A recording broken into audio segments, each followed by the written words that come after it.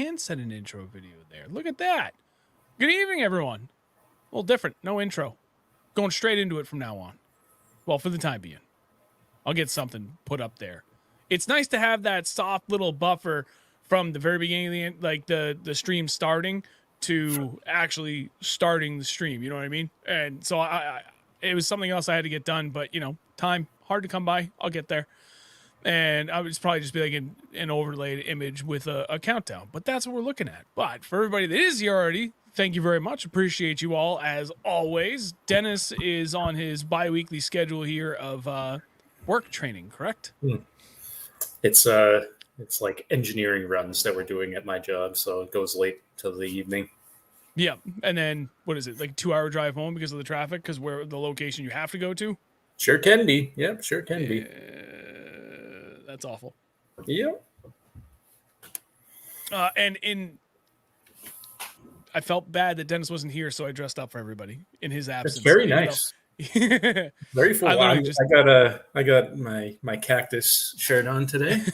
So we're both bougie tonight. That's right. I literally just threw on a hat after I got out of work. I'm like, yep, good enough. There's no pants on under there. It's just the shirt. But so both of us. Oh, see. All right.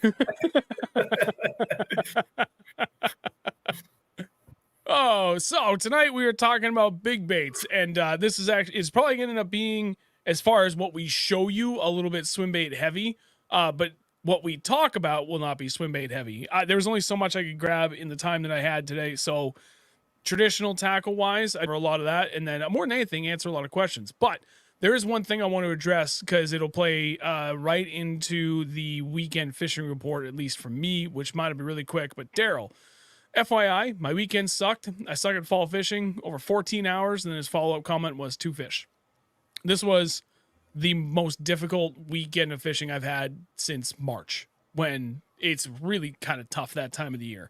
And like now we're at probably like end of February, beginning of March, when it was just tough. And I really feel like 90% of the lakes just end up just completely shutting off when we have that first true cold front come through at this time of the year, when the water temp is already in like high 60s. And, now we get down into like the low 40s for an overnight, and it doesn't really pick back up first thing in the morning, and maybe like mid 50s. And that's what I experienced on Sunday. I caught 1 fish. So you did twice as well as I did. No, that's a lie. I caught 1 keeper size fish, and then I caught like a 6-inch smallmouth shortly after that. So I did get 2, really only 1 that counts. I forgot to silence my phone. That's my bad. I apologize. Before Dennis gives his weekend report, because he did get out on Friday, so still technically counts as part of that. The high schoolers, the New Hampshire, the NHIAA, for all New Hampshire school sports, we had the state championship on Saturday on Lake Winnisquam. Again, assistant coach for the Souhegan fishing team, they took 2nd place. So runners up, hats off to them. That was an extremely tough day out there on Winnisquam. We lost Dennis. He'll be right back. And they did really, really well. There was a couple fish that they lost boat side. That was really unfortunate. Broke off a few more fish. But they had 8 smallmouth for 20.1 pounds, which is still pretty damn good for that lake. Winners had a little over 21 pounds. Maybe it was high 21, I forget. So they weren't too far off. Welcome back, Dennis. And more than anything, I'm just proud of them. It was not easy. They didn't get a limit until pretty late in the day. Probably 4 of the 6 hours was gone at that point. But they made 2 or 3 good calls towards the end of the day. And 20.1 pounds ain't too shabby. So congrats, Souhegan. My friend Kyle at Milford, they finished in 4th. Mescoma took the win again, back-to-back state championships. So congrats to those guys. Those 2 kids on there, absolute hammers. They're seniors. They're aging out after this year. So be interesting to see what next year brings. Dennis, you actually had a pretty good day on Friday. Yeah. Sorry about I think the lag might be me also, because I have terrible Wi-Fi. So I just logged in from my phone, so I dropped out. But now for some reason I can't see you. You are just a black box. So, which is better for me because I don't want to see you anyway. But I mean, that's fair. Yeah, I don't know what's going on. So I went out on Friday. Good amount of people know where I went. It's not really a secret spot, but it was actually was actually very good. It was not what I thought it was going to be because I had been catching fish, as I talked about on the show. I've been catching them up shallow, up like really shallow, and it just was not happening that way on Friday. I could not find anything up shallow. This lake that I went to was relatively large, and there was just nothing happening up shallow. No bait, no fish. I basically progressively, yeah. Some people are saying it's better. It was probably me. I think it was you, because I'm like, what could have possibly caused all that glitchiness? Yeah. But it's strange. But anyway, yeah, no, we're good. Thank you, everybody. We're back. Yeah. So I basically progressively started looking deeper and deeper, and I eventually started to run into bait out in like 20 to 25-ish feet. And I ended up catching, I want to say between two of us, my buddy only caught like 2, but I think I caught like 13 or 14 myself. And almost every fish was like a 2 to 3.5 pounder. So it was a really good day. I ended up towards the end of the day kind of capping it off with a smallmouth that was a little bit over 4 pounds. I was mostly fishing a drop shot with the dice. I got a lot of the largemouth on a shaky head with like a big 6 or 7 inch worm.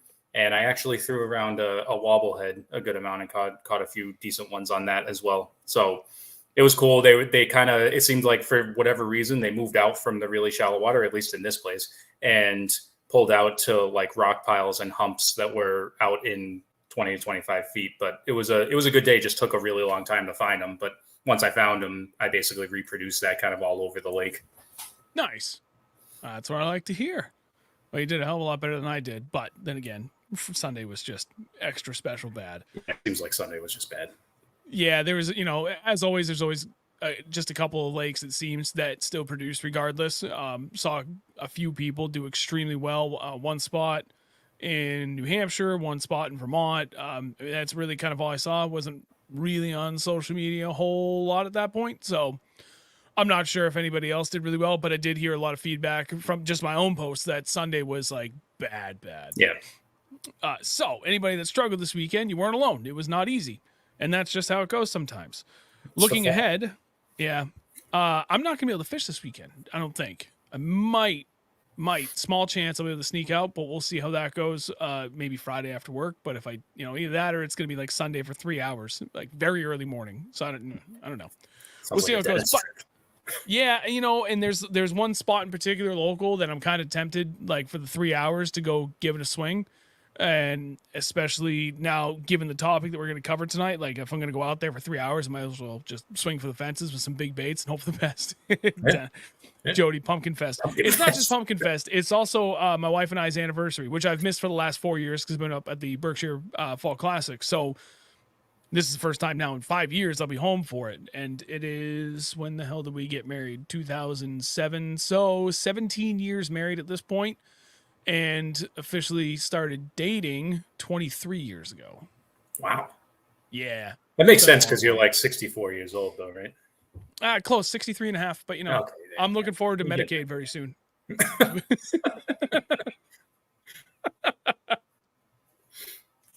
No joke, I keep getting a bunch of emails or mail, like letters in the mail about joining AARP. And I'm like, dude, it's coming up.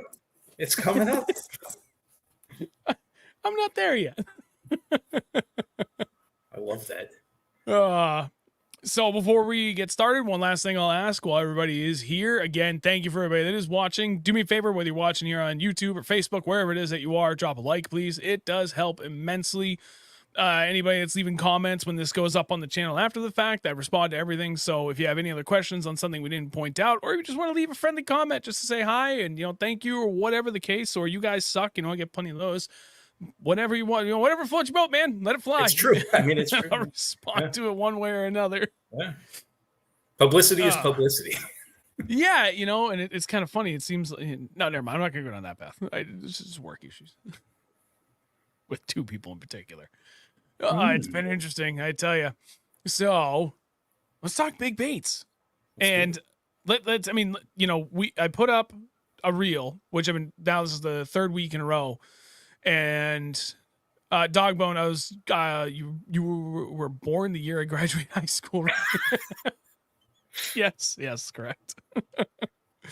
Anyway, so for the short videos I posted both on YouTube and Instagram, just trying to do it, take a different approach to promoting this. I just used a picture from like a short clip of like all the big baits I bought out for, just a quick, hey, this is what we're going to talk about, at least part of it. So for the sake of consistency, I think we should talk about our favorite like big bait. And for me, that's going to cover a wake, a glide, a crank down, and a soft body. So I have quite a few to cover. Okay. But I want you to go first because I've already talked a lot. So what is your favorite big bait? And I don't care how you want to approach this. Okay. So I broke mine down into, I kind of was stupid and didn't even think about soft baits. I thought of like big baits, but I do like a lot of big soft baits, but I'll save that covered because the only ones that I brought out were hard baits. So my number one, and hopefully you can see this. This is my number one. Everything. So this is a Bait Sanity Explorer gill, and this is definitely the most consistent, or I guess the most consistently successful glide bait that I have used ever. I definitely don't fish, as you know, I don't fish big baits as much as you. I don't have as much experience. I don't have as much confidence doing them, or fishing them. So like I definitely just, I want something that I feel like is not gonna get me zero bites. And I know that sounds weird, but like I feel like using glide baits and big baits in general is like a thing where it's more like hunting than it is like fishing, where it's like you're kind of going after one big bite and you might not get it and you might end up with nothing. But if you get it, it's a good one. And I have caught big fish on this one. This is the one, Sean, that I told you earlier this year. I lost one that was like a 7.5. But I have caught a lot of fish on it. And this is one of the only glide baits that I have tried where like I immediately started catching fish with it. Like I have a bunch of Megabass ones. I have a bunch of depths ones and things like that. And I've caught some fish on them, but it's like you use it 10 times and you catch a fish on your 11th time using it. This one, like literally the third cast that I made with it, I caught a fish on it. And that day fishing it, I caught like a dozen fish on it. So it's not huge. It is like I think I looked it up before this. I want to say it's 2.4 or 2.5 ounces. So it's relatively heavy, but it's not huge. Yeah, no, it's not bad at all. You don't need a crazy big swim bait rod to be able to throw that. Right, exactly. So that is definitely my number one. Do you want me to go through my others, or are we going to take turns? What do you want?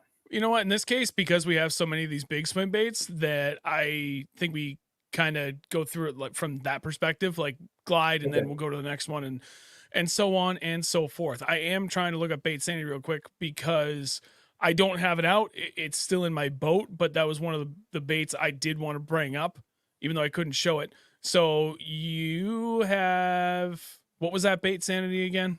The Explorer gill. That's what it was. Thank you. I have the Bait Sanity Explorer Gen 2. And what the hell was that noise? That was weird. It sounded like a spring bouncing.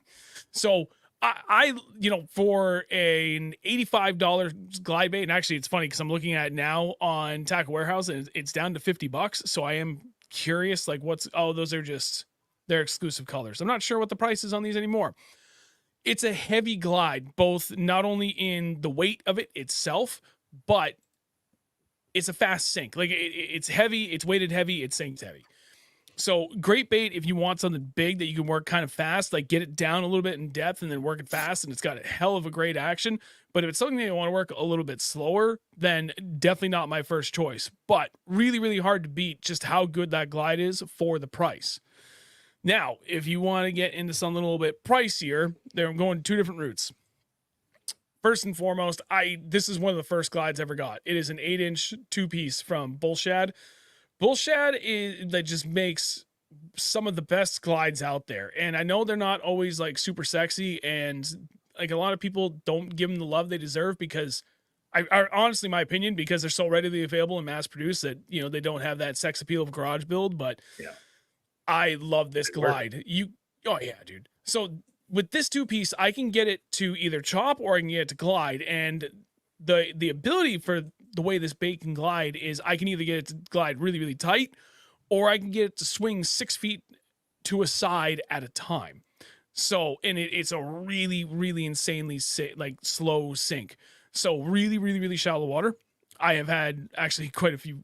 I've caught a good amount of fish on this. Nothing overly crazy, but if I have an extreme like high level of confidence that I can do some damage up super shallow, then this is my favorite to go to. Especially working like really, really shallow docks, because you just gotta wait a couple of seconds. It'll get down about 6 inches, and then you can literally get it to glide from a foot off the dock all the way out to the other side and back all the way out. So you can cover the entire, you know, like a regular 4, 5, 6 foot wide dock. And if they're tucked up underneath there, just underneath it, you can get this thing right past them and right back in front of their face. So that's why I really like that. On the other side of it, we're going with the big boy. The bull glad, the bull shad 9 inch, it's actually 9.5 inch shad glide, also phenomenal. I don't have it in here. Those, if you want like a really, really big glide that, you know, like no questions asked, it's gonna work. Honestly, one of my favorite baits. The action on it's insane. You can pull the pins, take the two pieces apart, and either back out or bring in the two screws in the front half of the body, so you can change the action on that glide as well. And I cannot say enough good things about it. It is a phenomenal glide. I've watched Andrew catch more fish on it than I've caught on mine, but I've had some good success with it. It is big, it's heavy, so you do need a proper setup for it. But out of all my big glides, it's also the slowest sinking big glide that I have for anything over 9 inches. So if you want something, you know, huge that you're going to get out there and you want it to keep it at a consistent depth while working it really, really slow, the shad glide from Bull Shad is really, really hard to beat. Right behind it, depth's 250. This is the biggest that I own, where it's a true 10-inch glide. And I don't know what it is about the depths that still to this day draws out more fish as far as glides go than any other glide that I've fished. Now, I know there's a lot more out there that I haven't tried that I've heard really, really good things about, but for the effectiveness, I have yet to see anything better than depths 250. And from what I've seen, color doesn't matter either. So if you go out there and, you know, maybe not one of those like crazy ones that's like that hyperactive trout kind of color where, you know, it's like a really vibrant green and pink and yellow, like whatever color that scheme that is, that might not have the same effect as something a little bit more natural. But like, I mean, for 2 years, I watched Andrew throw a rainbow trout 10-inch depths 250 in ponds I've never had trout in them, and the number of fish that he's called out and caught on it just blew my mind. So if you're willing to spend a little bit extra money and risk it for the biscuit, depths 250, if for nothing else, even just as a search them out, like, and call them out kind of bait, goddamn, that is by far one of the best glides you can get your hands on. I'm a big fan of the depths 140. I do have a 250, but I have more of the 140s. That's like I think it's one step down from in size from the 250, and it's like it's still relatively big, but it's I think You think what? I think depths has there's a 250. There might be a 210. I believe there's a 175. Then there's a 140 because I have 175. That's what I'm thinking of. 175. Okay, I was gonna say because I know I have a 175. Whatever the one that's one. Yeah, whatever the one that's. I haven't heard of the 210. I've heard of. For some reason I thought they had a 210, but I'm thinking of maybe they do. Gancraft, where they've got like a 300 and then a 210 and then something else. I like whatever that is. 175 is what it is. Then it's whatever the smaller sizes from the 250. I have a bunch of those, and I do pretty well with those. But somebody in here Daryl posted, what if you don't want to drop $250 on a glide bait? Oh yeah. Depths is $250 or upwards of that. You can find them at Japanese retailers still, and the shipping actually isn't that bad. For that, still like 165, I think, is what their like true retail price is on it. So again, it's still a lot of money, but it's not quite that bad as the 250. That shad glide, that on the other hand is a $225 glide. So yeah, that's a lot more money. At least the one I got. It was show special with a custom yellow perch paint on it. So that's part of what I like about Bait Sanity too, is like Bait Sanity is I'm a Mega Bass fanboy, but like I like Bait Sanity stuff a lot, and Bait Sanity is not like a big JDM brand or anything. It's just like their stuff is good and it's relatively cheap. It actually might be JDM, but that's besides the point. It's like I think that the one that I have, I think it's like $70. So like you're not going to get any that are like $15, like because they're big baits and there's a lot of parts, Materials plastic in and that. stuff like that goes into it, right? But for what they are for in the landscape of swim baits, Bait Sanity is probably one of the more reasonable costs for a swim bait. Spro makes a couple of good ones that are relatively available, and well, maybe not available now because Alex already said it too. Yeah, the Spro Chad. That one's a little more of like a good chopping glide versus like a true glide. So my opinion on it. But still, phenomenal glide. $60, I think, is the average price. $60 to $75 for those Chads. Now they've gone to the resin build. Those are good. Jody also said the Arashi. Still not cheap, but you got to know. You got to go into it knowing you're going to spend over $50 if you're going to get a. Yeah, I would be afraid to tie that on the end of the you deal with that. That's what it is. Yeah, it's what it is. Dog bone. Don't fish big baits much. What gear ratio for the glides? 6.3 to 1. Upwards of like a 7.5 to 1, because at that point, really all you're doing is just taking up the slack on it. It depends on what you're trying to do, right? If you're trying to chop it, then it kind of doesn't really matter. If you're actually trying to get a good glide out of it, then gear ratio, I would still prefer something a little bit slower, but it really wouldn't matter because all you need to do is find that point where you're taking up the slack and then giving it, like in my case, on my 6.3 to 1, my Lose Super Duty 300, I have to give like 1/2 turn on my depth 250, and that gets it just from dead stop to gives it 1/2 of an S turn. Reel up the slack, and then like a gentle half turn, and comes back the other way. On the Shad Glide, kind of the same deal. That one I actually had to crank down a little bit harder on it to really get a kick out of it. Trying to think that Bait Sanity Explorer Glide. That one actually, I have a 7.2 to 1 Lose Super Duty 300. I like that reel a little bit better because it's a heavier glide. So I kind of like got to keep it moving a little bit faster, but still I get like a really nice glide out of it. So, it depends on number of things, overall size, what the tendency of the action of that glide is, and then what's the fall rate on it. But I mean, really big bait like that, 6.3 to 1 to 7 to 2 1, I think you'd be fine. Yeah, I agree. I think both of I only have 2 swim bait rods, and I think both of them are 7 to 1, some 7 point something to 1. It's not like you're not working the bait that fast, but whatever you get, you just have to learn.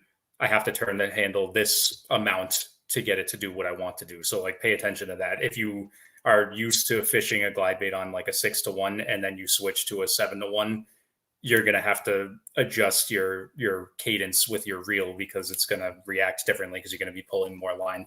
But the other thing to think of with those big baits is that the fish typically have a lot of leverage once they're hooked in them. Like once the bait is in the fish's mouth, the fish has a lot of leverage because the bait is so heavy. So a lot of times what you're doing is you're not really fighting those fish. You're hooking them and you're just kind of winching them in. So you want a reel that can kind of keep up with a fish that's moving and is potentially swimming towards you and all that. So you really want to be able to get that fish in quickly. Yeah, and actually, I'm glad you brought that up because I was thinking about that from the times we had Oliver on in the past talking about big baits, and he always said that too. He actually preferred something a little bit faster for that very reason. Like they have all that mechanical advantage to them when they go to swing their head, and they've got 10 inches, 8 inches of glide still sticking out of their face. So when they swing, that momentum can really just work against you and rip the bait out of its mouth. Right. So when he hooks one, like it's just crank on them, like lift the rod up, get their face out of the water and just rip them back to the boat as fast as you can. Like fill their mouth with water, then get their head up and keep it out and rip them all the way back. So I would say like what you have is probably better in the long run. Take advantage of it. Okay, that's glides. That's one done. 10 different things to go. What did you have next? All right, so next I am going to do crank downs. So Ooh, I've got a crank pile over down here for ready. me. Well, I know you kind of talked about it, but so this is not a huge swim bait, but I have to talk about it because I've caught so many fish on this year. So this is a depths silent killer, and this is why I said 145 before when I meant 175, because this is a 145 size. So the silent killer comes in a 145, and it is, you can see the lip. It is basically a square bill. It's like it has the body shape of a depths like 250, but it has a square bill basically on the front of it. And when you reel this, it doesn't go quite down to like 2-ish feet. I would say it's more of like around a 1 foot diver. If you're reeling it slowly, then really it's like a true wake bait. And at Champlain, specifically on this exact bait is like torn up to pieces because I have caught so many fish on Champlain and other places. But the action of it just looks like, and the size of it looks like a very slow swimming perch on the surface, and they just come up and hammer it. It is, I've caught many fish on it just this year. So definitely the one that I have the most confidence in for sure. Anything else, or just that one for your crank down? I don't fish a lot of swim baits, so I think that's probably it for my crank downs. All right, I like it. I kind of want to get one of those just to add to the unnecessary growth of the collection on crankdowns because I have a lot. It's one of my favorite ways to fish big baits. So I'm going to start with the one that's by far my most productive. That is Defcon. It's a 7-inch. It's from Rich LeBlanc out of Mass. I don't even think he makes them anymore. But this dives like 2 to 3 feet deep on like just a really nice, moderate, steady retrieve. 20-pound fluoro. I have lost count of the number of fish I've caught on this. I haven't caught one over 5 on that, but almost everything I catch on this is like 2 to a heavy 4-pounder. Very few of the 1-pounders on that. And honestly, the funny thing is I've caught a couple of really big perch on it too. But yeah, same deal as your 145 you were talking about where, for this, I can just get it going at a really slow pace. It's just subsurface, and it's one of 2 of my shallowest diving shallow crankdowns, and it does exceptionally well. I've caught a ton of fish over this. I'm trying to think. I think I've had this for 4 years now, and it's still holding up strong. I have another one is 6-inch that dives down 5 to 6 feet. That one's in my boat as well. I've caught a good amount of fish on that, but this like 2 to 3 foot diving depth seems to produce more fish for me than anything else. Before I show the others, because I've got a bunch of different ones that like just kind of have different places in the arsenal here. But Sean Place, ever try a toxic crankdown? I did. I had Wade Hogs. Something about it, I wasn't digging it. I know a lot of guys have done very well in those. I got one, 3 years ago, 4 years ago now, I think. It's been a while. Jesus, has it been 5? It's been 4 or 5 years. I don't know. It's been a while. Yeah, and I fished it for 2 seasons, and I never caught a single fish on it. Like literally everything else I'm going to show you, I've caught fish on.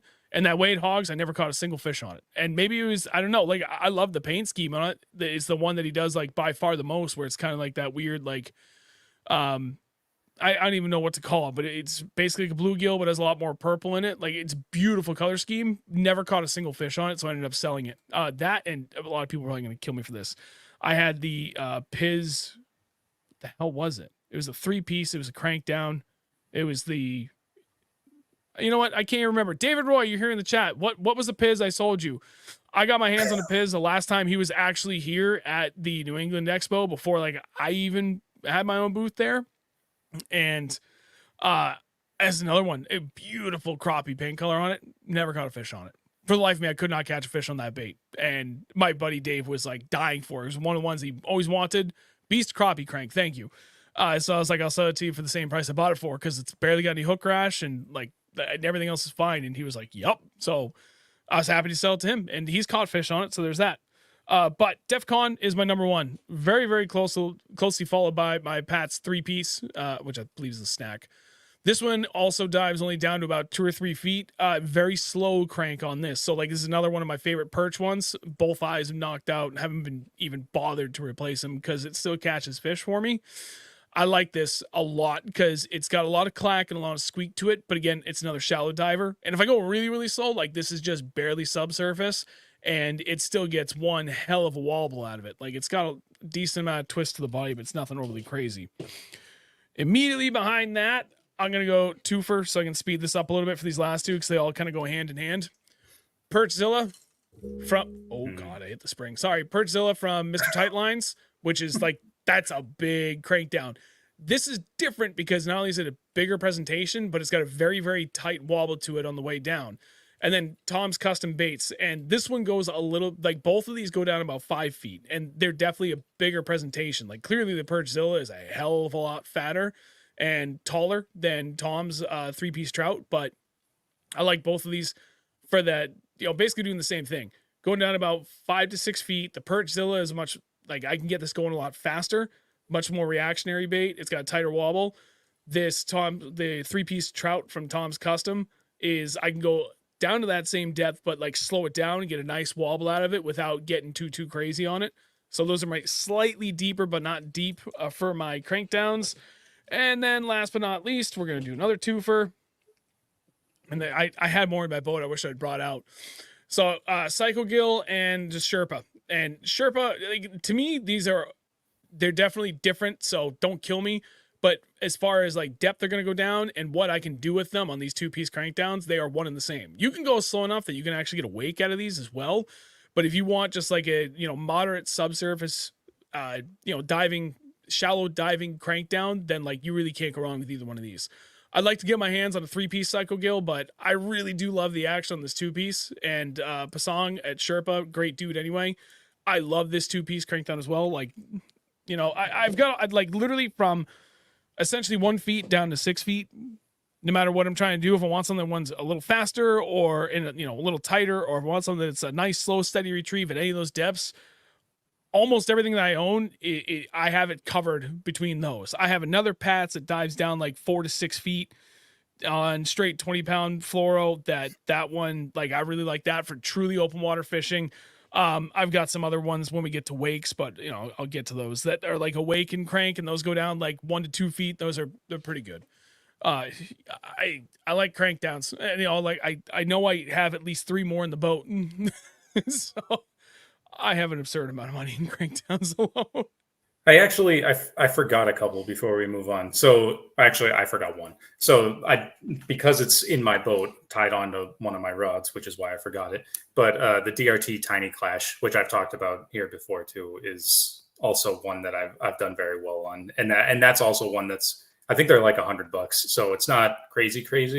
They can be a pain to get, but those are really awesome baits, and they're actually customizable where you can like switch out the tails and remove the bill, and it turns into more of a traditional wake or glide bait where you put in the bill and it turns into a crank down, and different positions of the tail make it dive or whatnot. So it's definitely a cool bait that you can do a lot of things with. Yep. I saw somebody put in the chat asking about the Megabass Sue Witch. I do have one of those, and I have tried it, but I have yet to catch a fish on it. So I am interested if whoever asked that in the chat has done well with it. There it is.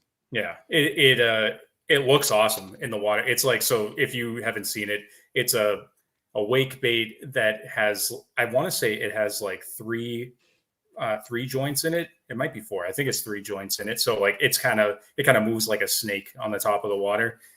Very cool looking, very cool action. I haven't used it a ton, but I haven't caught anything on it yet. So I can't really speak to it because I don't have a lot of confidence in it quite yet. But it looks awesome. I can say that. Dude, they've got I love everything about Megabass for their yellow perch, and they have that in a yellow perch. Like all right, so you're telling me I'm going to buy another bait, right? You're going to buy it, yeah. I got one I'm going to show you pretty soon that you're definitely going to buy too. Okay. I'm going to get my hands on that one. That one just looks too damn good. It's Jody. He said I caught the same amount as you. So there you go. One day, one of us will catch something on it. I'm just here to promote bad financial decisions. I'm here for it. That's what we're all here for, Alec. Okay, what do you got next? We covered glides, we covered crankdowns. You got a wake bait next?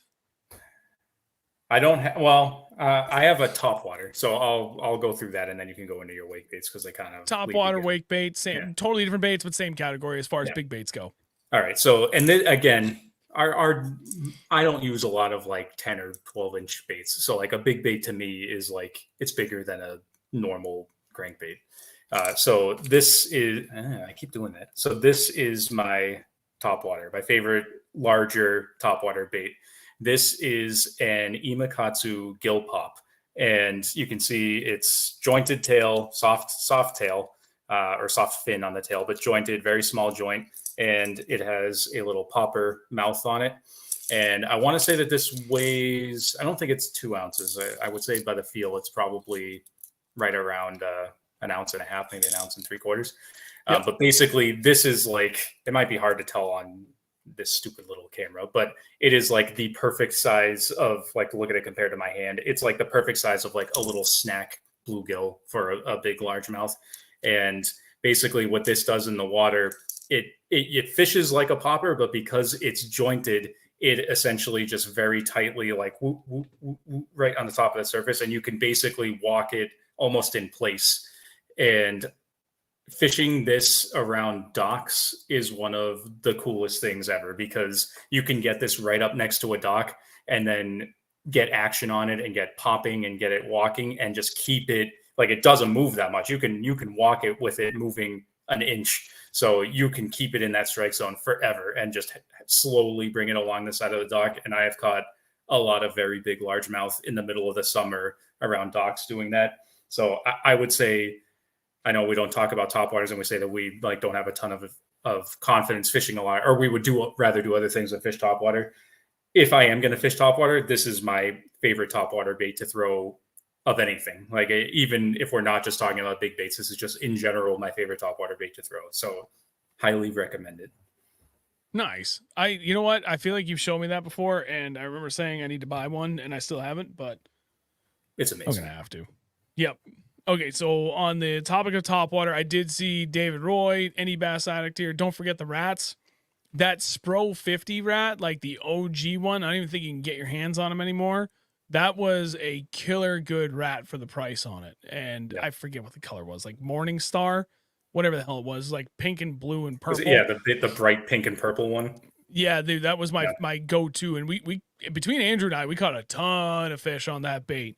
The OD rat, I've got the juice rat. So the collaboration they did with Swimbait Scrutiny, I've got that. I've got a couple of fish on it, but nothing overly crazy, so I can't speak too much to it.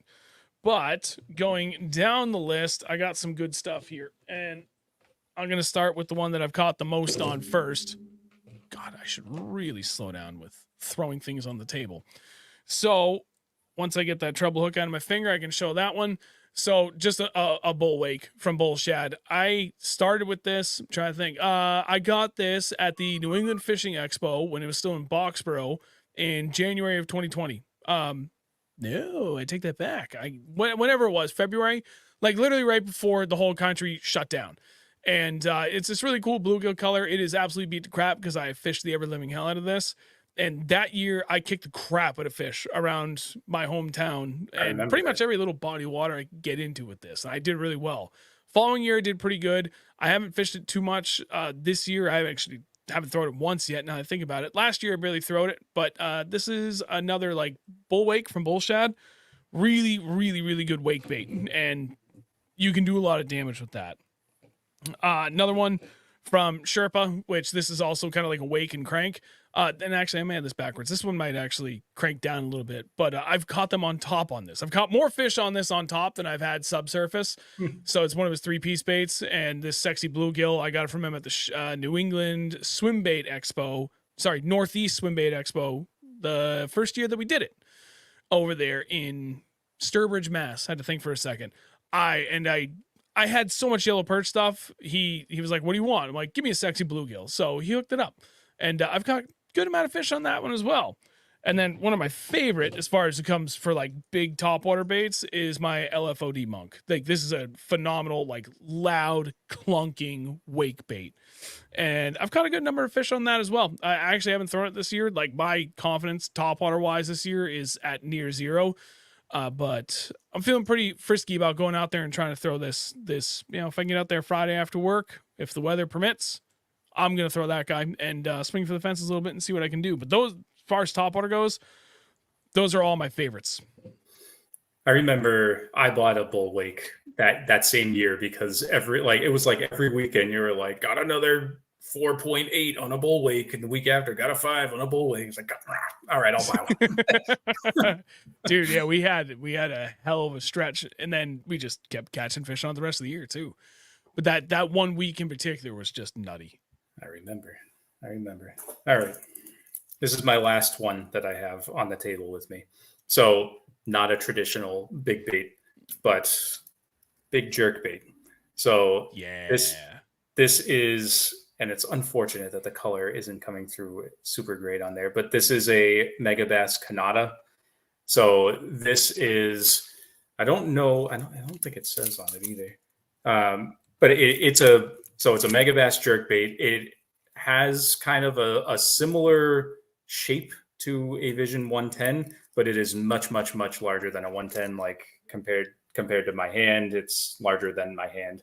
That's a big jerkbait. Right. It's a big jerkbait. They actually now make them in a +1 too, so you can get one that goes deeper too. But the other thing that's different about this a little bit than some of the other Megabass jerkbaits is it's very thin. It's like the Vision 110 has flat sides, but this is much, much, much thinner than what the Vision 110 would be for the size of the body.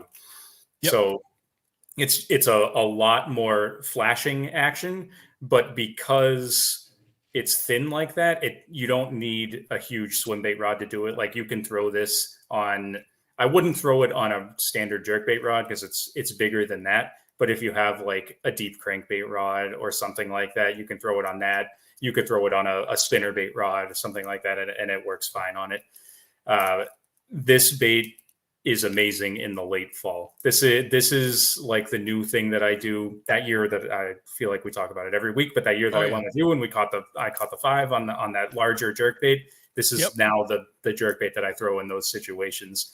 It is like the perfect size for when those perch are a little bit bigger in the late fall and those fish are looking for, like, I only want to eat one thing, but I want it to be something that's worth eating. Like once they start doing that transition, that's when I switch to this.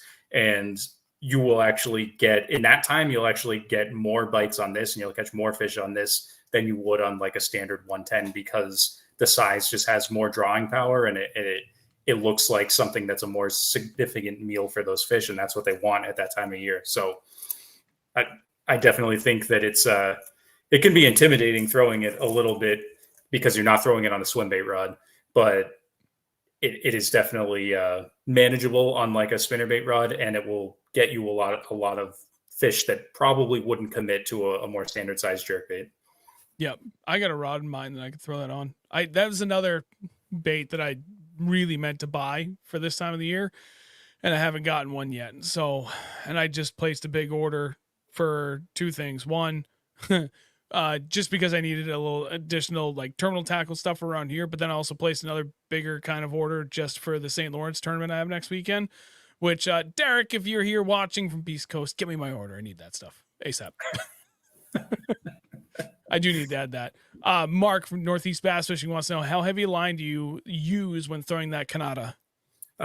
Personally, I use 14. So I'm curious what David uses this a lot, and he's in the chat, so he might have a different opinion. But the rod that he's saying, the Mad Bull, that's a Megabass spinnerbait rod, basically, a spinnerbait chatterbait rod. That is also the rod that I use when I throw it, and I use 14 pound on spinnerbaits and chatterbaits typically too. So that is what I use on this, and it works perfectly for it. You know what's funny? I don't have any 14-pound line in anything. I go straight from 12 to 15 and a half to 18 to 20 to 24. Interesting. There was one year I did try 14 pound for my jigs, and I don't know, like it's enough, but I still broke off a couple of fish that I otherwise felt like I shouldn't have or wouldn't have if I was still sticking with the 15 to 16 pound I've been using forever. So then when I switched over to the Defiant heavy cover and they had that 15.5, I'm like, yeah, it's perfect. You also set the hook like you're hooking into a Goliath grouper. So This That is might have true. something to do with it. This is true. It's not my fault. There you go. Dave said 14 to 16 pound, which is perfect. So, I've got a rod. I could throw that on and I would literally just take off one of my jig reels. No, I wouldn't have to. I've got, that new Douglas rod, the ERA, the 7.4 medium heavy fast is rated to like 1 ounce, but it's got quite a bit of give on the tip a little bit. Like, it's weird. It's fast, but it's a little smidge slower than like a true fast, in my opinion, with that 7.4 length. So like, I think that rod would actually, it might still be overkill for that. But it's got a 7.5 to 1, 7.2 to 1 reel on it, 15.5 pounds. So it could work. Just keep in mind, if you throw it on a jig rod, keep in mind you can't set the hook like you normally do, because it is like it has treble hooks, but they're not like swim bait treble hooks. Like they're still relatively small treble hooks, so you got to kind of lean into them. Yeah, I mean, it's funny. It's funny you mentioned that because, like, between everything that I've shown off for all my big swim baits so far, the gauge, the overall heavy dutiness of the hook on these varies greatly. So, like my DEFCON, that's got some heavy ass hooks on it. So when I set the hook on that, like first few fish, maybe not the first few. The first few fish I caught it, like I jacked them. And then at one point I was like, shit, am I overdoing this? Like maybe I should, like, cause it's treble hooks. Maybe I should kind of go more like jerkbait mode on this. And I just kind of did like a heavy sweep. Yeah. And I started losing those fish left and right. I'm like, then I really looked at them like, no, those are like heavy ass gauge hooks. So like that one, I got to really jack them. On my Pats, they're not quite as heavy. So like that one is like, it's halfway between a moderately heavy sweep and like jacking them.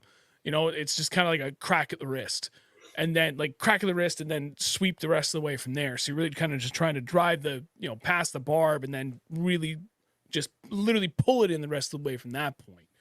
So with all that in mind, I would look at that bait and I would make that same assessment. Like, shit, what are we gonna do with this? I don't know that I've ever seen you do a sweeping hook set. Usually your hook set is like, oh, is that a bite? And then you take one step forward, you reel in, and then you take like 5 steps backwards, almost going off the back of the boat. No, you and I have not fished enough together then for my finesse days and my jerkbait days. My jerkbait days, I literally just twisted the hips, and my hips. Yeah, drop shot. I literally like pop my wrist and then just sweep from there. So just that little crack of the wrist is, taking up whatever slack is left there and really kind of setting that hook point home, and then just like very moderately fast lean through it from the rest of the way. So I'm just kind of keep pulling up on that fish the whole way, get the little teeny tiny hook in there and set firm. And I rarely lose a fish on a drop shot. So you're saying it's all I don't set it that hard. It is. It literally is all in the hips, man. That's what it's all about. Yeah. Okay, so you covered big jerkbait. You covered the only one I could have thought about for a jerkbait. I mean, the 110+2 is a big one, but I mean, we've covered that quite a few times in other things. Yeah. I do have some soft body swim baits, but while we're changing the topic, I'll swing back to those later. Kind of really going much more traditional side of things. You started with the jerkbait. For me, this has been, without a doubt, my number one producer for big fish, like going on for the last 15 years. Big swim jig with a big swim bait on the back. And literally right now is the time of the year to be doing this. All of my biggest fish that I've caught in the fall have been on this. And you can kind of do whatever you want on the back for it. But what I've really found in the last 2 years is I've actually been having a lot more luck throwing a Miyagi from Beast Coast Fishing, which is a 4.75 inch, like bigger paddle tail swim bait on a 1/4 ounce or a 3/8 ounce swim jig and working it decent pace through like some really, really thick lily pads, especially when you get that they've been up in the shallows for a while. And if we can get like some really good warm rain, if they've kind of backed out a little bit and then they pull back up, like those are always really opportune times for something like this.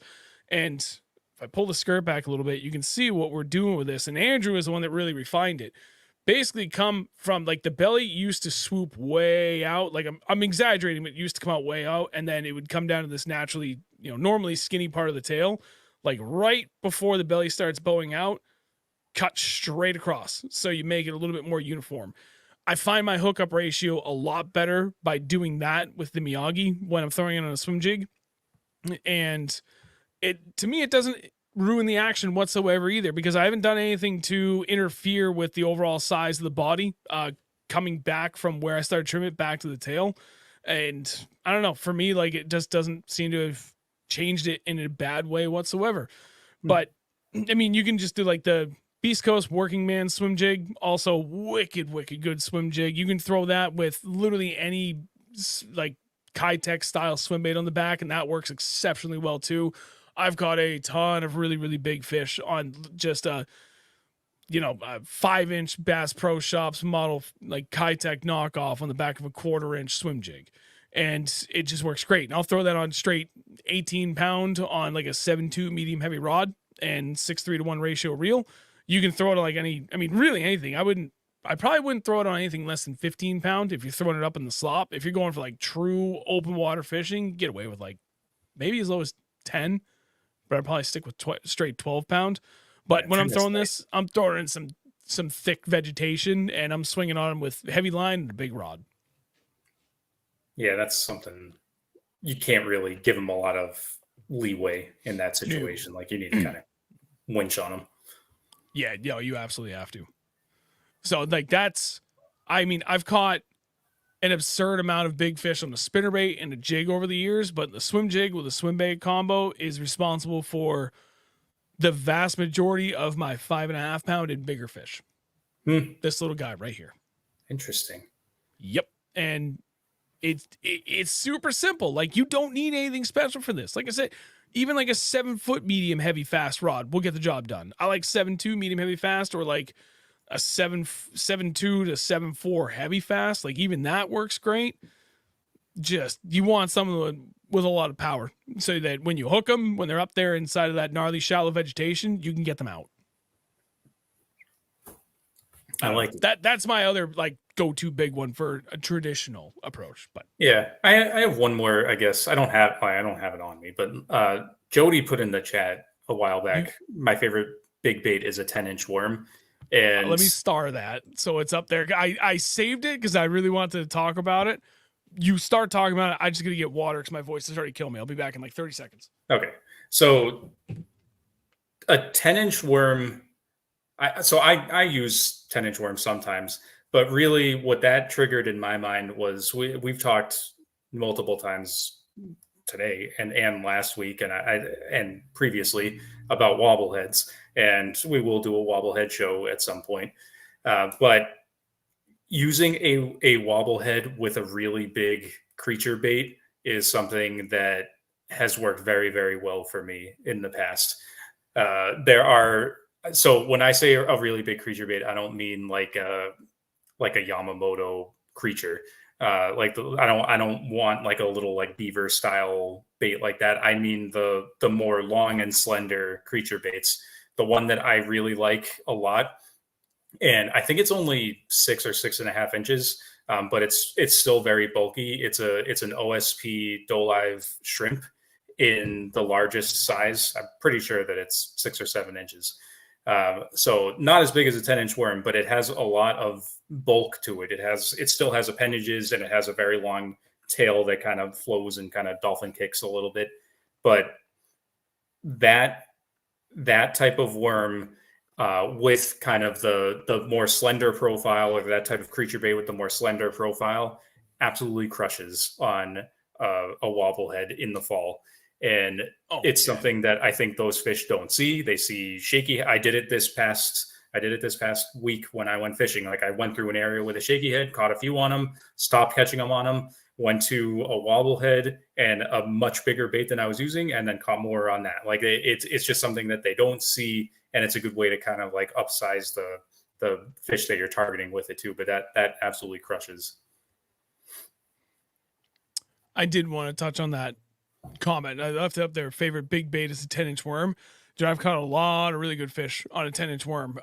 But it's funny. Very few over 5 pounds up here in the Northeast. A lot of 4s, ton of 3s, quite a few 2s. You don't really catch that many teeny tiny fish on a 10-inch worm.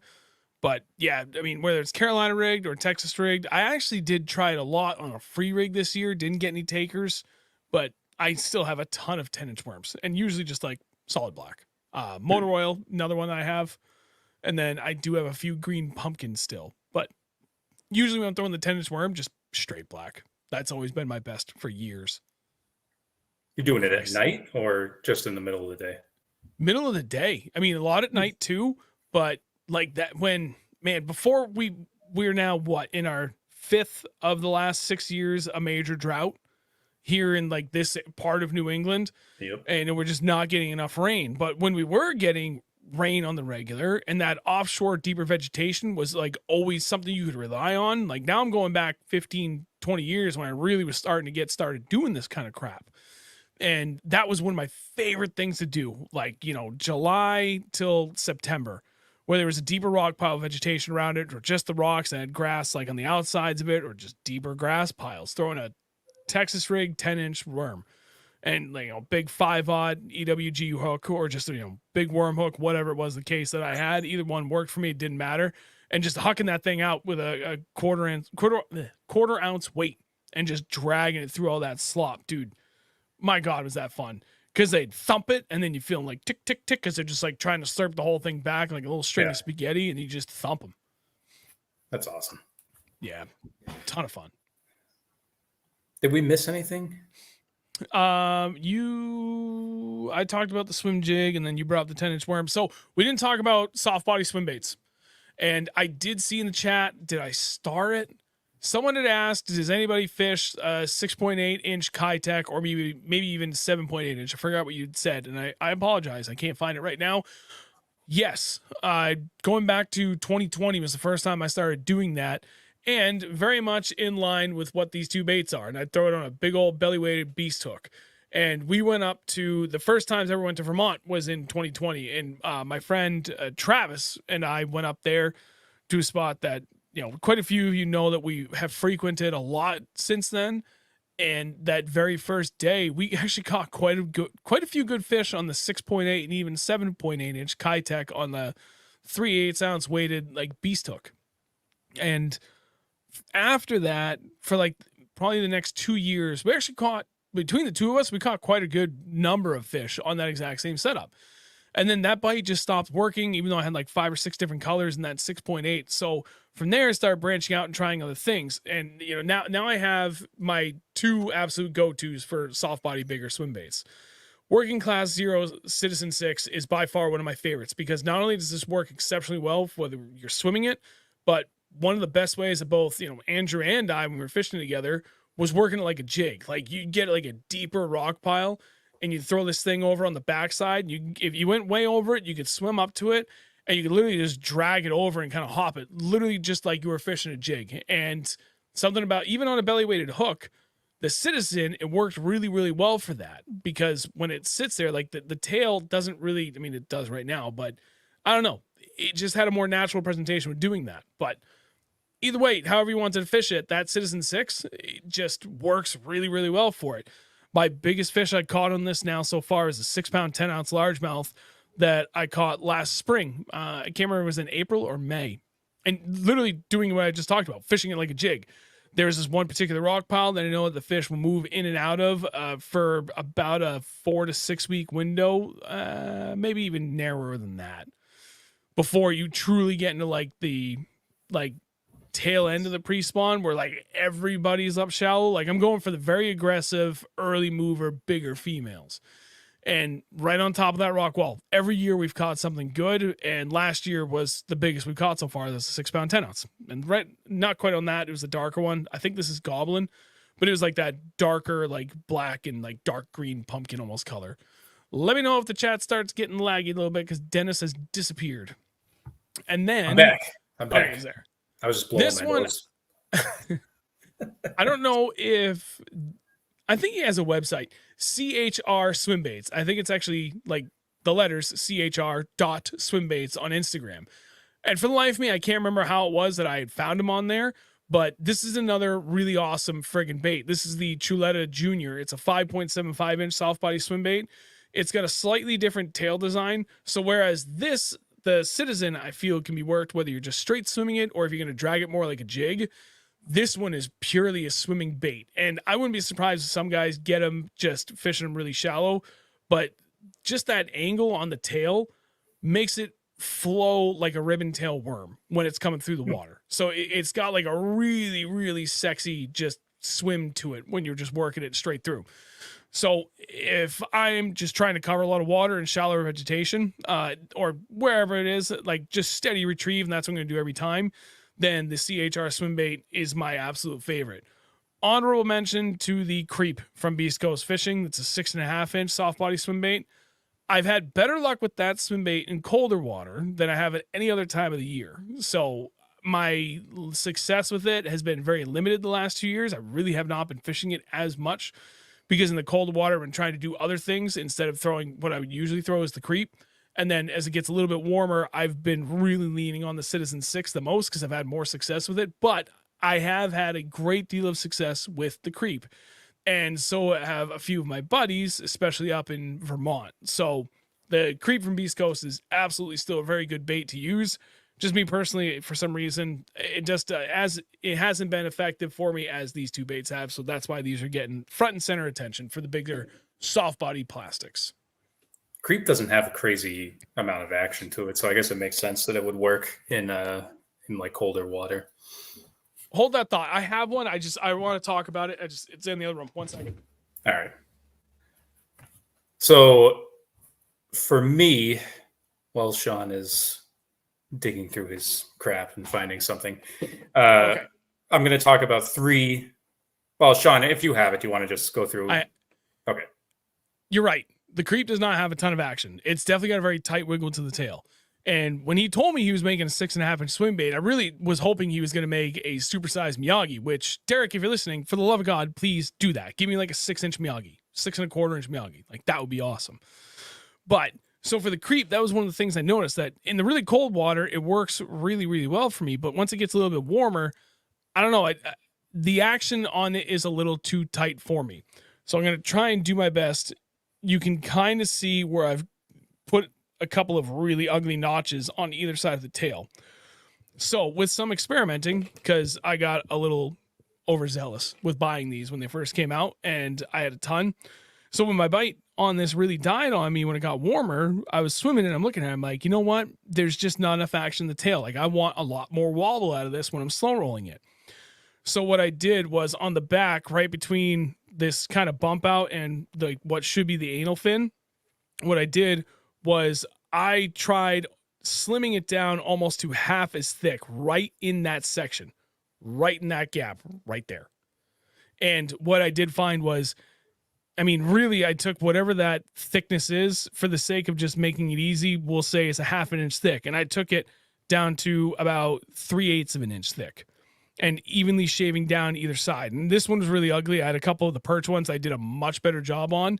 And, you know, that tail would originally go from, say, I mean, right now it's kind of like that. Normally it would only deflect like that much. And then it was deflecting like this. And that made all the difference in the world. And I got quite a few more bites on it. So that's kind of where the lure customization process comes in a little bit, where you can get a little crazy with it. And I tell you, if you're willing to attempt it and make a potential sacrifice in a few baits so you get it right, just adding that little bit of a notch right behind that bump in the anal fin makes a huge difference on how much more action you can get out of a Creep.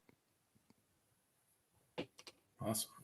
Yep. So right. Sorry, you were about to talk about something else. Yeah, so there's only a couple that I want to talk about, and then we can wrap it up. But so my obviously, I guess not obviously, but my favorite soft swim bait is the sleeper gill. But I'm not going to talk about it that much because it's small, and we're talking about big baits right now. But maybe we'll have a different episode where we talk about sleeper gill because it's awesome. Mm-hmm. So my 2 favorite larger swim baits are the Mag Draft, the Megabass Mag Draft, and I'm including the smaller version, the Mag, I think it's called a Mag Slow, in there as well. So the Mag Draft has just a hanging treble hook, and the Mag Slow has a hanging treble hook that is feathered. And that one, because it has the feathered treble, what I found is you can reel it faster than you can a mag. If you reel a Mag Draft fast, fast at all, then it just rolls over on its side. It's intended to be fished very slowly. You can do stuff. You can put like nail weights and stuff in it to help allow you to reel it faster. Yeah. But when I want to reel something faster, I go to that other one that has the feather treble and it stays upright a lot better. And both of those are awesome. You can't fish them too deep unless you do some modifications to them, but really it's not something that you want to be fishing on the bottom anyway because it has a belly treble hook, so you're going to get hung up. But I do fish mag drafts most of the time with a nail weight in them, so just something to keep in mind if you're fishing one and you feel like you're not doing well with it. Try putting nail weights in the belly and then reeling it a little bit faster, and that's what I have found helps get me more bites with it. The other one that I want to talk about is a 5 inches isn't that big, but a 5-inch Megabass Spark Shad. So I throw a ton of the 3-inch Spark Shad, and I know a lot of people throw a ton of the 3-inch Spark Shad, and that's amazing for smallmouth. But the 5-inch Spark Shad is huge compared to the 3-inch Spark. Like it is a miraculously larger bait. It's not even. It looks like it's way more than 2 inches bigger than it. I almost grabbed a bag of them to talk about tonight, and I'm looking at them like, is that? It's on the line of whether or not it should be included in this conversation. So they're on the table 10 feet away. I'm not going to get them, but I was on the same path as you on this. But it's not really a big bait. It's like a medium-sized bait, but compared to the normal Spark Shad that we throw, I consider the 3-inch normal. It's big, and throwing that on like a flashy swimmer or something like that is awesome. Like it goes through everything. The action on it is crazy. It's subtle, but it's realistic. Like it's not as crazy of an action as if you're throwing one of those 6-inch Kitex or something like that, where it looks like a dog wagging its tail. Like it's more realistic than that, but the body is bulky. It still has like a bulky profile, and it crushes fish. It's awesome on a flashy swimmer. I will say that Andrew caught at one point his PB small. Actually, shit, is it? No, we were out there one day in the winter in Vermont. Was this 2 or 3 years ago now? And he caught his PB smallie almost back to back.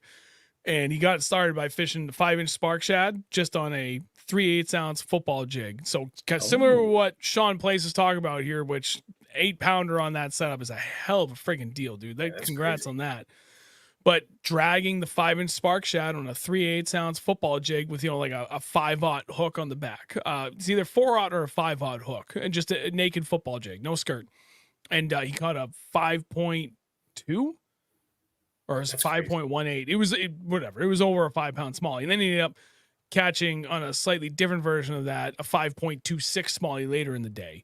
That same freaking day, which was just nuts. Like it's hard.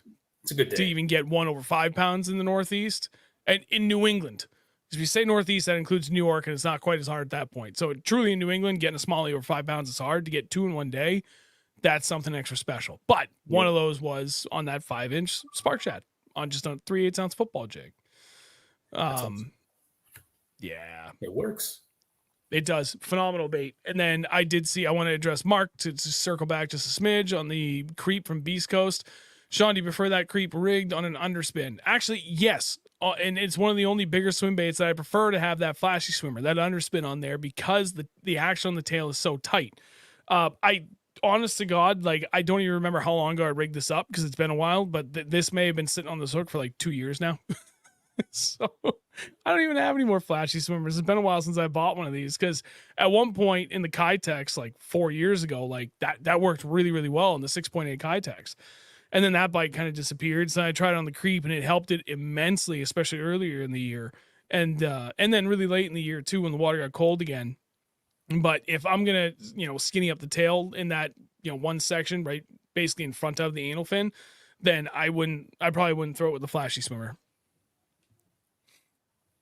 Just making sure we didn't miss anything else. Okay, so out of everything we talked about, there's still one thing I want to talk about that I don't have any example of, but I still want to bring it up. And it's kind of akin to what you had brought up with the wobblehead, which also still one of my favorite things to throw this time of the year. And I like throwing the striking rage bug on the back. And then there's like the magnum bug.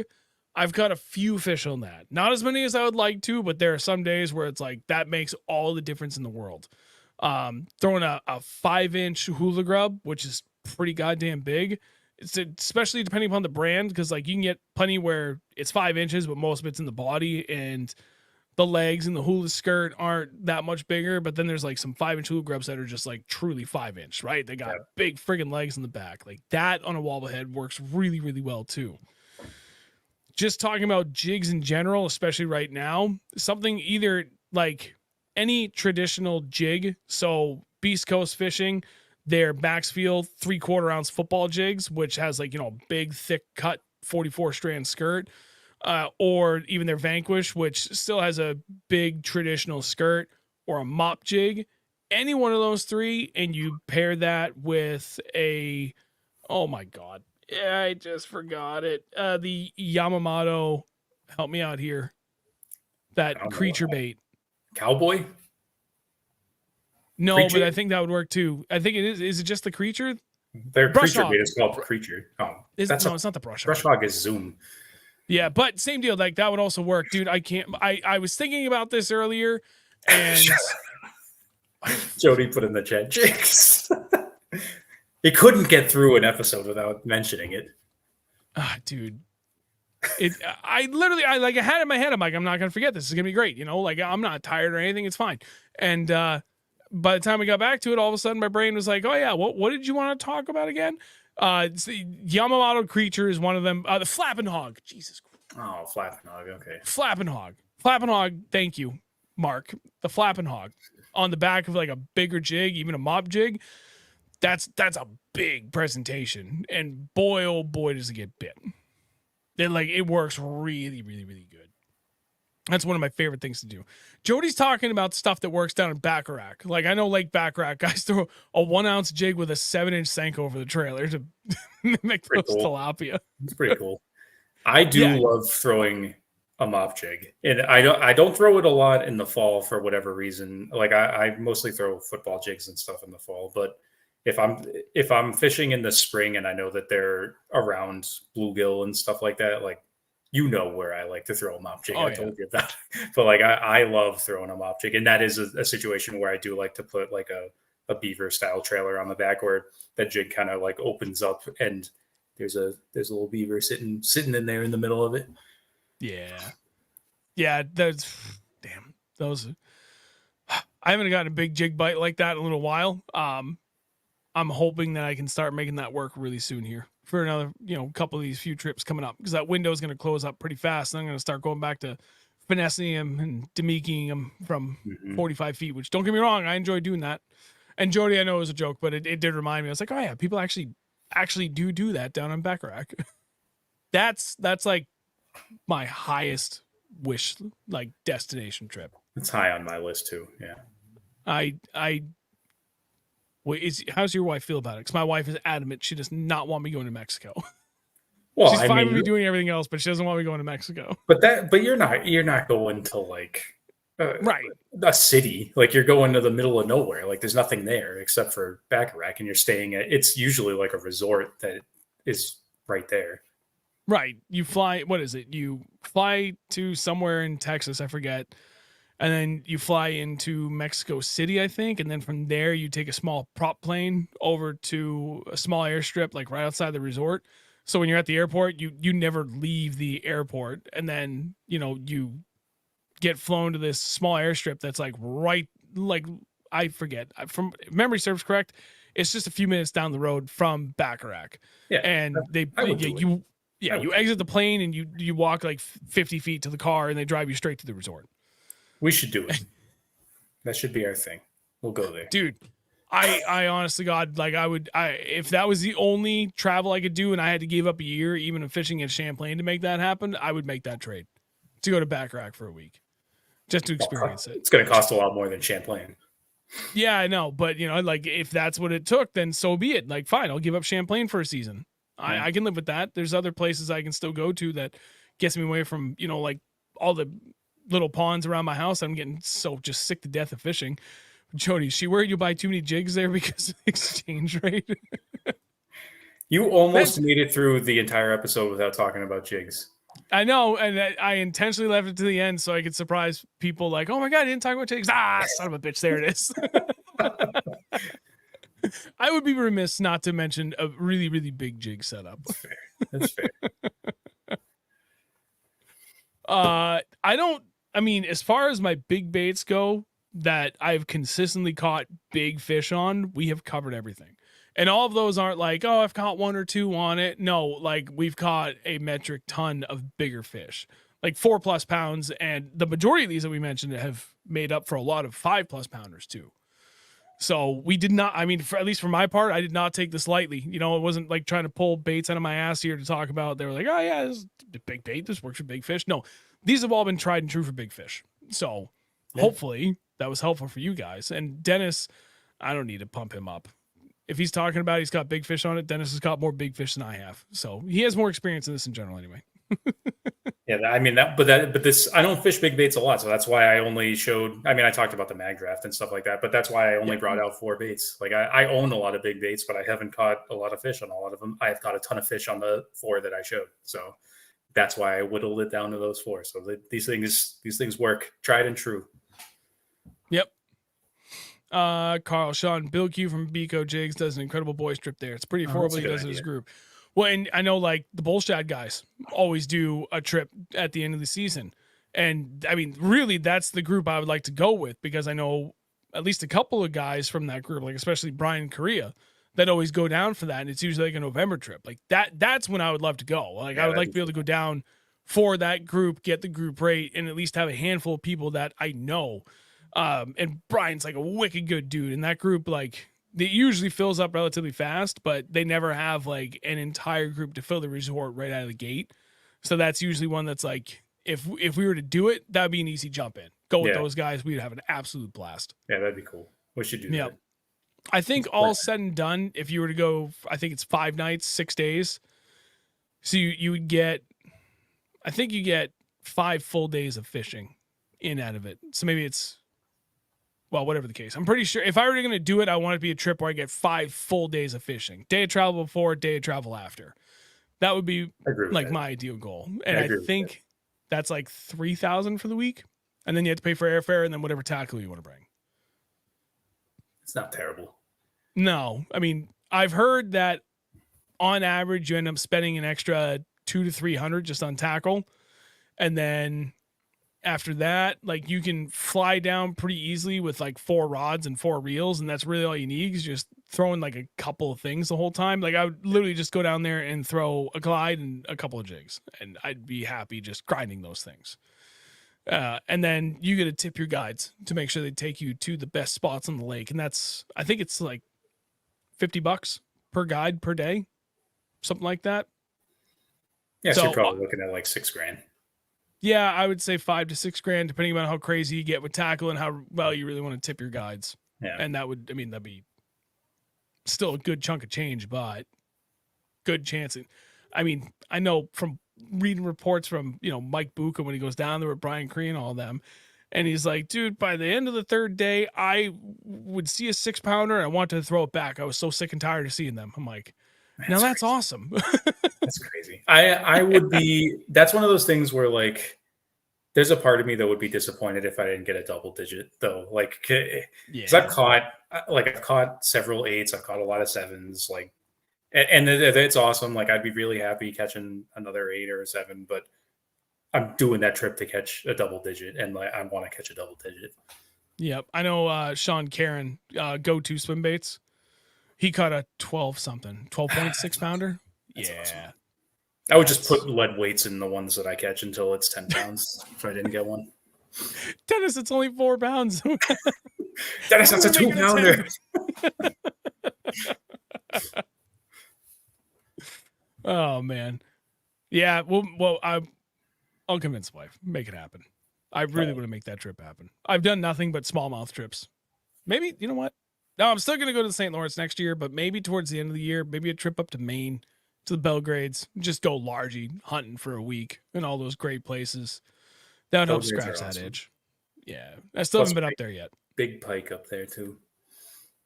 Yep. Jody, have a good night. And we are right behind you because I just realized it's 9:20. So, and we covered everything. So thank you, sir. Appreciate it. Thank you. Yeah, man. And be back here next week. In the comments, please let us know like after this has gone up. And you know what? If you want to just message me on Facebook or Instagram or anywhere, I don't care. Let us know some other topics. We almost did another finesse topic thing for today, and I was like, you know what? I went back and looked. I was like, damn, we've actually done a lot of finesse talk so far this season. So let's flip it up, switch it up, and do bigger stuff. And I know there's a couple of things like I want to get Jody on to talk about A-rigs one night, so I want to make that happen really soon too, because I can talk about it a little bit, but nowhere near as well as he could. And try and get some specialty topics going in here. I got to get Tim Doobie back on so we could do like a end of season recap for his first year in the elites. So we'll get that worked in there at some point as well. But any other topics, let us know at any point. Other than that, you all have a great night. Dennis, do the sign off and I'll shut her down. All right. We'll see you guys next Wednesday, 8 p.m. at youtube.com/@ReelNorthernBass. Again, 8 p.m. See you next week. Next week, I'll be in Sean's basement again. So hopefully there won't be any glitches or lags. See everybody then. Everybody have a good night.